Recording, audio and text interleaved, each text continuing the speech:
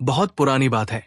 किसी गांव में एक किसान अपनी पत्नी और 3 बेटों के साथ रहता था। किसान के 2 बड़े बेटे तो बहुत समझदार थे, परंतु उसके तीसरे सबसे छोटे बेटे को सभी लोग संसार का सबसे बड़ा सीधा कहते थे। वो बच्चों की तरह भोला भाला और सीधा था। उसने अपने जीवन में न तो कभी किसी को दुख पहुंचाया था और न ही कभी उसने कोई उतार चढ़ाव देखा था। किसान दंपति को अपने दोनों बड़े बेटों से बड़ी आशाएं थी, परंतु उस सीधे को तो अगर रोटी भी मिल जाए तो उसकी किस्मत। पर कभी कभी आदमी सोचता कुछ और है और होता कुछ और है। कैसे? ये एक ऐसी ही कहानी है। एक दिन देश के राजा ने अपने राज्य में दूर दूर तक ये घोषणा करवा दी कि वो अपनी बेटी किसी ऐसे आदमी को देगा जो उसे उड़ने वाला जहाज लाकर देगा। उस जहाज को समुद्र में भी चलना चाहिए और आसमान में भी उड़ने के लिए उसके पंख भी होने चाहिए। ये संदेश किसान के बेटों ने भी सुना तो उसके दोनों समझदार बेटों ने सोचा राजा की बेटी से विवाह करने का ये हमारे लिए अच्छा मौका है, और वे दोनों उसी दिन उड़ने वाले जहाज की खोज में चल पड़े। उनके पिता ने उन्हें आशीर्वाद दिया, अपने कपड़ों में से निकालकर उन्हें अच्छे अच्छे कपड़े पहनने के लिए दिए। उनकी मां ने उनके रास्ते के लिए बढ़िया बढ़िया खाना बनाकर रखा, कई तरह के पकवान रखे और बढ़िया शरबत रखी। जब वे जाने लगे तो वो दूर तक उन्हें छोड़ने भी गई और तब तक हाथ हिलाती रही जब तक कि वे आंखों से ओझल नहीं हो गए। इस तरह वे खुशी खुशी अपना भाग्य आजमाने चले। उनके साथ क्या हुआ ये तो पता नहीं, क्योंकि अभी तक उनकी कोई खबर नहीं आई है। पर जब उस सीधे बेटे ने अपने भाइयों को जाते हुए देखा तो उसका मन भी अच्छे अच्छे कपड़े पहनने, अच्छा खाना खाने को करने लगा। उसने अपनी मां से कहा, मां, मैं भी उड़ने वाले जहाज की खोज में जाऊंगा, मुझे भी अच्छा खाना दो, मैं भी राजा की बेटी से विवाह करूंगा। मां ने उसे डांटा, सीधा कहेगा तुझे क्या आता है? तू अगर घर से बाहर भी जाएगा न तो भालू के जंगल में फंस जाएगा, और अगर भालू से किसी तरह से बच भी गया तो भेड़िया तुझे खा जाएगा। मगर उस सीधे को तो रट लगी हुई थी। मैं तो जा रहा हूं मां, मैं तो जा रहा हूं। उसकी मां उसकी इस रट से परेशान हो गई तो उसने यही ठीक समझा कि उसे भी उस उड़ने वाले जहाज की खोज में भेज दिया जाए ताकि घर में शांति रहे। तो उसने उसके रास्ते में खाने के लिए सूखी काली रोटी के कुछ टुकड़े और पीने के लिए एक थर्मस में पानी रख दिया। वो उसे बाहर तक छोड़ने भी नहीं आई। उसने उसे घर के दरवाजे से ही विदा कर दिया, और जैसे ही वो घर से बाहर निकला वो घर का दरवाजा बंद करके घर के जरूरी कामों में लग गई। उस सीधे ने वो थैला अपने कंधे पर लटकाया और गाता हुआ चल दिया। उसे इस बात का बहुत दुख था कि उसे उसके भाइयों की तरह उसकी मां ने अच्छा खाने पीने को नहीं दिया। वो उसे बाहर तक छोड़ने भी नहीं आई, पर फिर भी वो अपनी धुन में गाता हुआ मस्त होकर चलता जा रहा था। उसे काली रोटी के मुकाबले में सफेद रोटी ज्यादा अच्छी लगती थी। मगर यात्रा में सबसे जरूरी बात यह थी कि पास में कुछ खाना होना चाहिए था, न कि इस बात की चिंता कि खाना अच्छा नहीं है। हरी हरी घास, नीले नीले आसमान को देखकर वो खुशी से गाना गाता हुआ आगे बढ़ता जा रहा था कि कुछ दूर जाने पर उसे एक बहुत बूढ़ा दिखाई दिया। उसकी कमर झुकी हुई थी, लंबी सफेद दाढ़ी थी और आंखें अंदर को धंसी हुई थी। उस बूढ़े ने कहा, नमस्कार बेटा। उस सीधे ने भी जवाब दिया, नमस्कार दादाजी। बूढ़े ने पूछा, तुम कहाँ जा रहे हो बेटा? सीधे ने जवाब दिया, अरे क्या आपने नहीं सुना कि राजा ने सारे राज्य में ये घोषणा करवाया है कि जो कोई उसे उड़ने वाला पानी का जहाज लाकर देगा उसी से वो अपनी बेटी की शादी करेगा। तो क्या तुम वैसा जहाज बनाना जानते हो? बूढ़े ने पूछा, नहीं, मैं तो नहीं जानता। सीधा बोला, तब फिर तुम क्या करोगे? बूढ़े ने फिर पूछा, भगवान ही मालिक है। लड़के ने जवाब दिया, अगर ऐसी बात है तो आओ यहां बैठते हैं, साथ साथ कुछ खाएंगे और फिर थोड़ा आराम करेंगे। मैं बहुत थक गया हूं। लाओ दिखाओ क्या है तुम्हारे थैले में। वही खाते हैं। बूढ़े ने कहा, दादाजी, मेरे पास जो कुछ है वो सब तो मुझे आपको दिखाते हुए भी संकोच हो रहा है, क्योंकि वो मेरे लिए तो ठीक है परंतु किसी मेहमान के लिए ठीक नहीं है। लड़के ने झिझकते हुए कहा, कोई बात नहीं बेटा, हमें भगवान पर भरोसा रखना चाहिए और जो कुछ वो दे उसे ही प्रेम सहित ले लेना चाहिए। बूढ़े ने समझाया। सीधे ने संकोच से अपना थैला खोला तो उसे अपनी आंखों पर विश्वास ही नहीं हुआ। सूखी काली रोटी के टुकड़ों की जगह उस थैले में ताजा स्वादिष्ट पकवान महक रहे थे। वही उसने उस बूढ़े आदमी को खाने के लिए दिए। तो वो बूढ़े ने कहा, देखा भगवान अपने सीधे सादे आदमियों को कितना प्यार करता है। हालांकि तुम्हारी मां तुम्हें इतना प्यार नहीं करती। उसने तुम्हारा हिस्सा तुम्हें नहीं दिया पर भगवान तो सबको प्यार करता है। लाओ अब मीठे शरबत का स्वाद चखा जाए। जब सीधे ने अपना थर्मस खोला तो उसमें तो पानी की जगह बढ़िया शरबत निकली। फिर उस सीधे और बूढ़े ने जंगल में खूब मजे किए। एक दो गाने भी साथ साथ गाए। फिर बूढ़ा बोला, अब तुम मेरी बात ध्यान से सुनो। इसी जंगल में दूर तक चले जाओ और जो तुम्हें सबसे बड़ा पेड़ खड़ा दिखाई दे वहां उसके सामने 3 बार क्रॉस का निशान बनाना। फिर अपनी छोटी कुल्हाड़ी से उसे छूना और फिर पीछे की तरफ गिर जाना और जब तक पैर पसार कर वही लेटे रहना, जब तक कोई आकर तुम्हें जगाए नहीं। तब तुम देखोगे कि तुम्हारे लिए उड़ने वाला पानी का जहाज तैयार है। उसमें बैठ जाना और फिर जहां चाहो वहां उड़ना। लेकिन एक बात का और ध्यान रखना, रास्ते में जो भी तुम्हें मिले तुम उन सबको अपने जहाज में जरूर बिठा लेना। उस सीधे ने बूढ़े को धन्यवाद दिया और उससे विदा लेकर जंगल की तरफ चल दिया।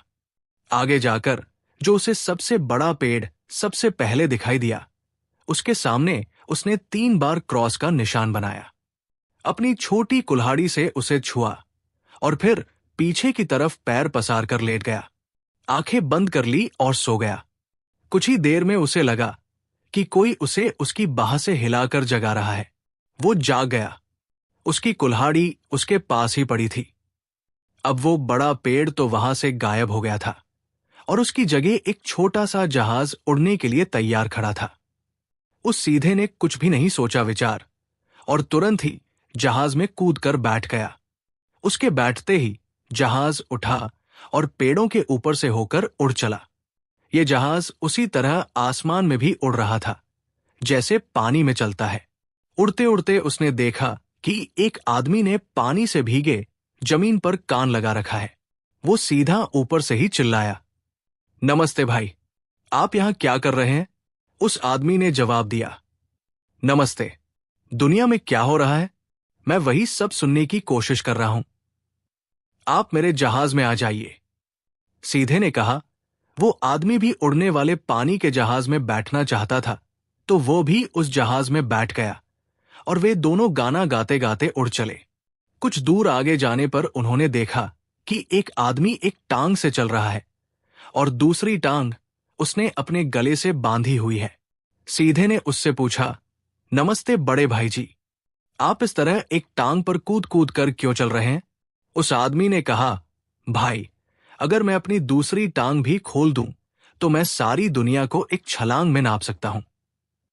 सीधे ने कहा, आइए तो मेरे साथ मेरे जहाज में आ जाइए। वो आदमी उस जहाज में बैठ गया और वे सब फिर गाना गाते हुए चले। कुछ दूर आगे जाने पर उन्होंने देखा कि एक आदमी बंदूक लिए खड़ा है और निशाना साध रहा है, लेकिन वो निशाना किस पर लगा रहा है ये उन्हें पता नहीं चल सका। वो सीधा ऊपर से ही चिल्लाया, नमस्ते भैया जी, आप किस पर निशाना लगा रहे हैं? मुझे तो आसपास कोई चिड़िया भी नजर नहीं आ रही। वो आदमी बोला, अगर ऐसी कोई चिड़िया हुई भी जो तुम्हें नजर आ गई हो तो मैं उसे अपनी बंदूक का निशाना नहीं बनाऊंगा। जो चिड़िया या जानवर यहां से हजारों मील दूर है वही मेरा निशाना है। सीधे ने कहा, आइए तो आप हमारे साथ आ जाइए। वो आदमी भी सबके साथ उस जहाज में बैठ गया और वे सब लोग फिर जोर जोर से गाना गाते हुए उड़ चले। आगे बढ़ने पर उन्होंने देखा कि एक आदमी एक बोरा भर रोटी लिए उदास बैठा है। जहाज को नीचे उतारते हुए सीधे ने कहा, नमस्ते बड़े भाई, आप इतने उदास क्यों हैं? मुझे खाने के लिए रोटी चाहिए। बहुत भूख लगी है, मगर आपके पीठ पर तो पूरे का पूरा बोरा बंधा है रोटी का। इतना थोड़ा सा ये तो मेरा एक हिस्सा भी नहीं है। उस आदमी ने कहा, अच्छा, तो आइए मेरे साथ मेरे जहाज में बैठ जाइए। वो आदमी भी उस जहाज में बैठ गया और उन सबके गाने की आवाज और तेज हो गई। कुछ दूर आगे जाने पर उन्होंने देखा कि एक आदमी एक झील के चारों ओर चक्कर काट रहा है। सीधा बोला, नमस्ते बड़े भाई, आप क्या खोज रहे हैं? मुझे पीने के लिए कुछ चाहिए पर मुझे पानी नहीं दिखाई दे रहा। उस आदमी ने कहा, मगर आपके सामने तो पानी की झील भरी पड़ी है, आप उसमें से पानी पी लीजिए। क्या ये पानी? ये पानी तो मेरा गला गीला करने के लिए भी काफी नहीं है। अच्छा, तो फिर आप मेरे साथ बैठकर मेरे इस जहाज की सैर करें।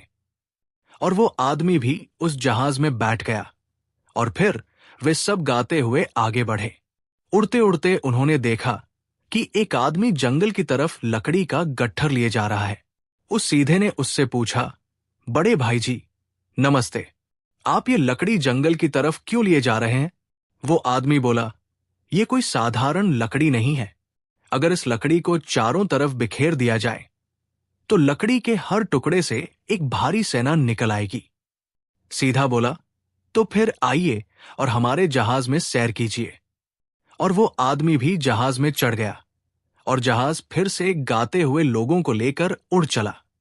कुछ दूर आगे जाने पर उन्होंने देखा कि एक आदमी एक बोरे में भूसा भर के लिए जा रहा है। सीधे ने जहाज पास लाते हुए उस आदमी से पूछा, नमस्ते भाई जी, आप ये भूसा कहाँ ले जा रहे हैं? गांव को आदमी बोला, क्यों, क्या गांव में भूसे की कमी हो गई है? नहीं नहीं, ये कोई मामूली भूसा नहीं है, ये चमत्कारिक भूसा है। अगर इस भूसे को किसी गर्म जगह पर फैला दिया जाए तो उसी समय वहां ठंडा होना शुरू हो जाएगा और बर्फ जमनी शुरू हो जाएगी। अच्छा, तो आइए, मेरे जहाज में आपके लिए बहुत जगह है, बड़ी कृपा होगी। कहकर वह भी जहाज में बैठ गया और वह जहाज गाती हुई टोली को लेकर फिर आगे बढ़ चला। उसके बाद उन्हें और कोई नहीं मिला और वे धीरे धीरे राजा के महल के ऊपर पहुंच गए। वहां पहुंचकर वे नीचे उतरे और अपने जहाज का लंगर डाल दिया। राजा उस समय शाम का खाना खा रहा था।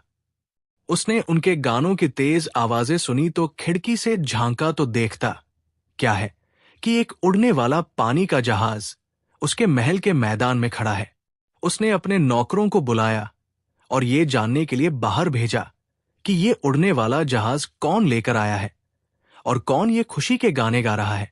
नौकर बाहर में आकर जहाज को आश्चर्य से देखने लगा।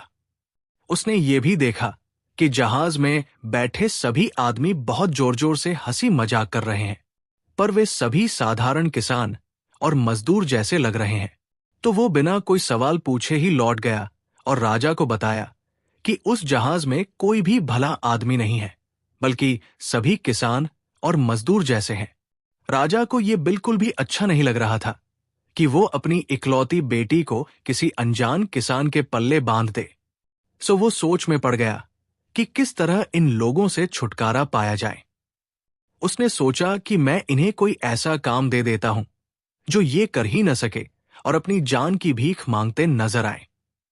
इस तरह मैं अपनी बेटी की शादी इन अनजान लोगों से करने से भी बच जाऊंगा और मुझे ये जहाज भी मुफ्त में मिल जाएगा। ऐसा सोचकर राजा ने अपने एक नौकर को बुलाया और उस सीधे के पास जाकर उसे ये कहने को कहा कि राजा इस समय खाना खा रहे हैं।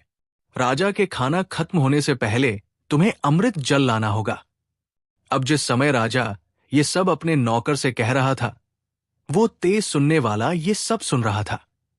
जब उसने ये बात उस सीधे को बताई तो सीधा तो ये सुनकर परेशान हो गया। अब मैं क्या करूं? राजा का खाना खत्म होने से पहले तो क्या, मैं तो 100 साल में भी वो जल नहीं खोज सकता और राजा को वो जल अपना खाना खत्म होने से पहले ही चाहिए। पर तेज चलने वाला बोला, तुम चिंता न करो मेरे दोस्त, मैं करूंगा तुम्हारा ये काम।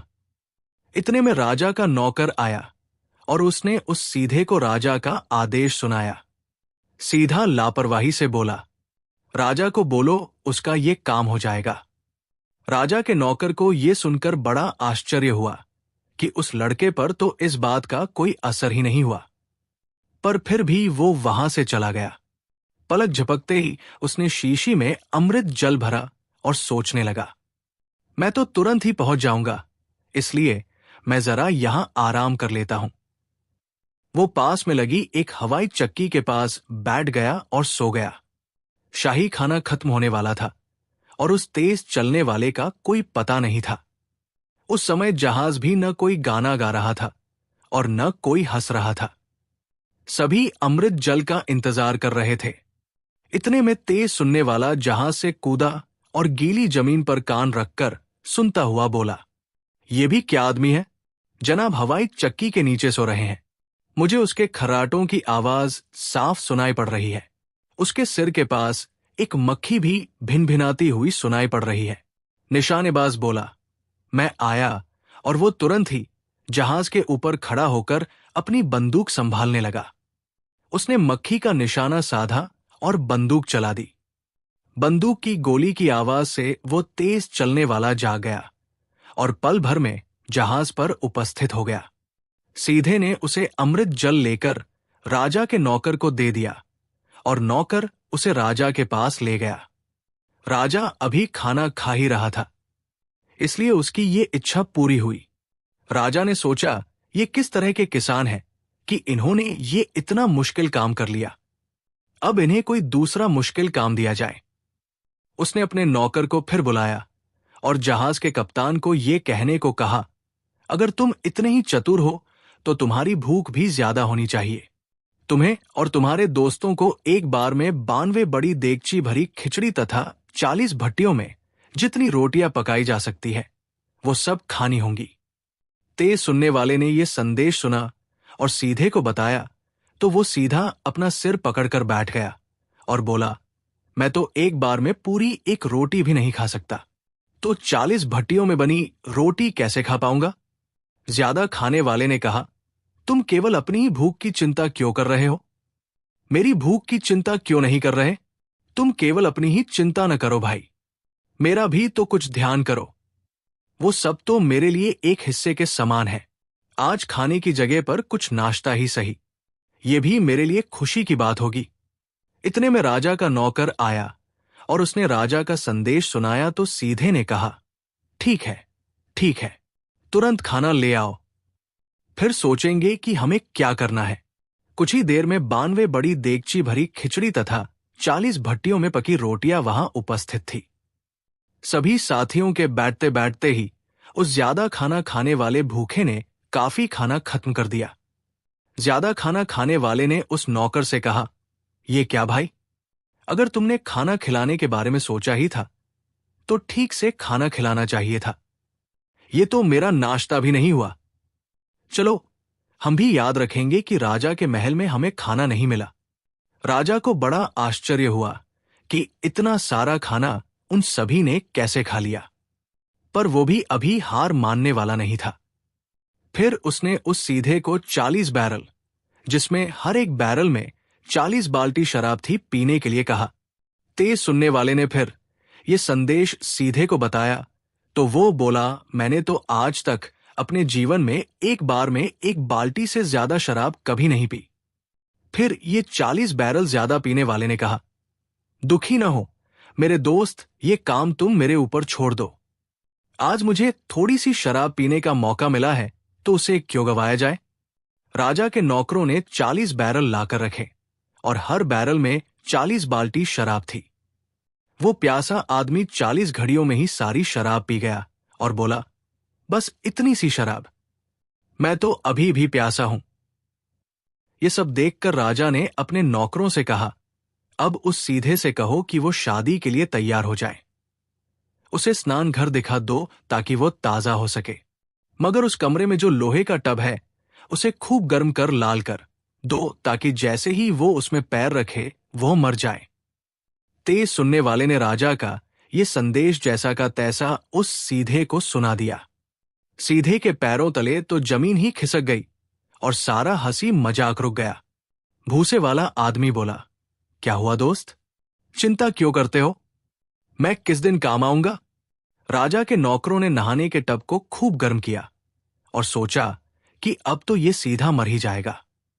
मगर उस भूसे वाले आदमी ने सीधे के अंदर जाते ही अपना कुछ भूसा उस टब के अंदर फैला दिया और कुछ पलों में ही उस टब का उबलता पानी बर्फ जैसा ठंडा हो गया। वे लोग भट्ठी के ऊपर ही आराम से कांपते हुए लेटे रहे। सुबह को नौकरों ने दरवाजा खोला तो उन्होंने देखा कि सीधा और उसका साथी भट्ठी पर लेटे गाना गा रहे हैं। उन्होंने जाकर जब ये राजा को बताया तो राजा बहुत गुस्सा हुआ और मुट्ठियां भींचकर बोला, ओ मैं तो इस आदमी से तंग आ गया, लगता है मैं इसे नहीं जीत सकता। आखिरकार मुझे अपनी बेटी इसे देनी ही होगी। पर उसे जाकर बोलो कि अगर वो मेरी बेटी से शादी करना ही चाहता है तो उसे कम से कम मेरी बेटी की रक्षा का साधन यानी सेना तो रखनी ही चाहिए ना। तेज सुनने वाले ने राजा की ये बात उस सीधे को बताई तो सीधा बोला, दोस्तों कई बार आप सबकी सहायता से मैंने अपनी मुश्किलों को दूर किया है, पर अब की बार लगता है कि मैं कुछ नहीं कर पाऊंगा। लकड़ी के गट्ठर वाला आदमी बोला, तुम कैसे आदमी हो? मुझे तो तुम भूल ही गए। इस छोटे से काम के लिए मैं उपस्थित हूं। राजा के नौकर ने जब सीधे को राजा का आदेश सुनाया तो वो सीधा बोला, अच्छा अच्छा सुन लिया, मगर अपने राजा से कहना कि अगर अब की बार उसने अपनी बेटी की शादी मुझसे नहीं की तो मैं उसकी बेटी को जबरदस्ती उठाकर ले जाऊंगा। नौकर ने उस सीधे का ये संदेश भी जाकर राजा को दे दिया और इधर जहाज पर सभी हंसने और गाने लगे। रात को जब सब सो गए तो वो आदमी अपनी लकड़ियां लेकर इधर उधर गया और उन्हें फैला दिया। जैसे ही वो कोई लकड़ी रखता वैसे ही वहां एक बड़ी सेना प्रकट हो जाती। कोई भी उन सेनाओं के सिपाहियों को नहीं गिन सकता था। उन सेनाओं में पैदल तथा कई प्रकार के बंदूक वाले सिपाही सुंदर नई चमकीली पोशाक पहने खड़े थे। सुबह को जब राजा उठा और उसने खिड़की से झांका तो अपने आप को एक बहुत बड़ी सेना से घिरा हुआ पाया। वो सीधा उस सेना का सेनापति था जो अपने जहाज में बैठा हंसी मजाक कर रहा था। अब की बार डरने की बारी राजा की थी। तुरंत ही उसने अपने नौकरों के हाथ सीधे को हीरे जवाहरात तथा बहुमूल्य पोशाकों की भेंट भेजी और अपनी बेटी की शादी के लिए उसे बुलाया। सीधे ने भी अपने सबसे सुंदर कपड़े पहने और राजकुमारी के सामने राजकुमार बनकर आ खड़ा हुआ। राजकुमारी तो उसे देखते ही आकर्षित हो गई। राजा और उसकी पत्नी दोनों ही उस सीधे को अपना दामाद बनाकर खुश थे। उसी दिन उन दोनों की शादी हो गई और वे दोनों खुशी से रहने लगे। और इस तरह जिस बेटे को पूरा गांव, यहां तक कि उसका अपना परिवार भी सीधा कहकर बुरा मानता था, वही अंततः सबसे बड़ा भाग्यशाली निकला। उसके भाइयों को भले ही अच्छे कपड़े और बढ़िया भोजन मिला हो, लेकिन उसे केवल सूखी रोटियां और पानी देकर विदा किया गया था। पर शायद यही उसकी सबसे बड़ी पूंजी थी, उसकी मासूमियत, सादगी और दूसरों पर भरोसा करने की आदत। उसने रास्ते में मिले हर अनोखे इंसान को अपने साथ जोड़ा और वही साधारण से दिखने वाले साथी उसकी ताकत बने। जब राजा ने कठिन से कठिन काम सामने रखे तो हर बार वही साथी चमत्कार कर दिखाते रहे। किसी ने अमृत जल लाकर दिया, किसी ने खाना पीना चटकर दिखाया, किसी ने आग को बर्फ बना दिया और किसी ने लाखों सैनिक प्रकट कर दिए। जहां राजा की चालाकी, अभिमान और घमंड असफल हो गया, वही एक भोले बेटे की सच्चाई और दयालुता ने सबको जीत लिया। यही तो जीवन का नियम है। सच्चाई और भलाई के आगे सबसे बड़ी ताकत भी हार जाती है। उसके बूढ़े माँ बाप जो अपने बेटे को हमेशा बेकार और नालायक समझते थे, ये समाचार सुनकर विश्वास ही नहीं कर पाए। शर्म और पश्चाताप से उनके आंसू निकल पड़े। उन्हें पहली बार ये अनुभव हुआ कि उनका बेटा भले ही दुनिया की चालाकियों से अनजान था, लेकिन उसका दिल सोने का था। अंततः वही सीधा बेटा राजकुमारी का पति बना और सबको ये सिखा गया कि किसी की कीमत उसके बाहरी रूप, बुद्धि या चालाकी से नहीं बल्कि उसके दिल की सच्चाई और भलाई से आंकी जाती है। तो इस कहानी से यही शिक्षा मिलती है, किसी को कभी छोटा न समझे, हर किसी के भीतर कोई ना कोई अद्भुत ताकत छिपी होती है, और सबसे बड़ी बात, दयालुता और सच्चाई ही इंसान को असली विजेता बनाती है। अगर आपको ये कहानी पसंद आई तो वीडियो को लाइक करें, शेयर करें और सब्सक्राइब करना न भूलें, ताकि हम आपके लिए और भी मजेदार, रोमांचक और सीख देने वाली कहानियां लाते रहें। और याद रखिए, भलाई, भरोसा और दयालुता कभी व्यर्थ नहीं जाते। तो मिलते हैं अगली कहानी में, तब तक के लिए धन्यवाद।